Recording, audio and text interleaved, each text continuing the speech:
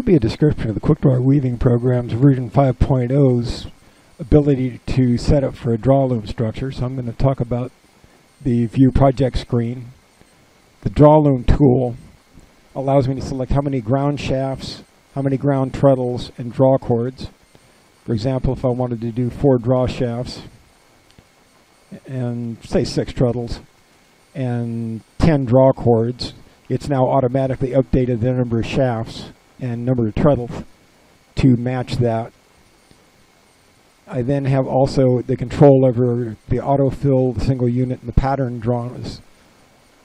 Let me talk about the autofill for a second. So now when I go to the main edit screen, the green lines annotate where the ground shafts and treadles are, and the autofill allows me to recognize that as a unit. So if I select a draw thread, it will automatically fill the entire unit with the same draw thread. And we'll do a separate video that talks about exactly how the rest of that functionality works. So if the autofill is off and I do the same thing, it would select individual threads. It's a little bit more tedious, but it will keep you from making mistakes if the autofill is on, depending upon the pattern you're dealing with. The pattern harnesses versus single unit. Normal, it's going to draw using, assuming you have pattern harnesses. If you have single unit, what that does is it affects the loom help when it displays the draw cords.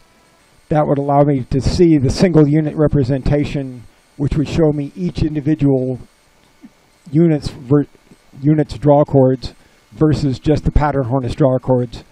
And it's quite possible when you're looking at the draft whether the individual draw cords, if you have a combination, it would be easy enough to reference that each equivalent treadle here, each draw indication, would connect to one or multiple shafts. So that's how you can do a combination draw looms with that too.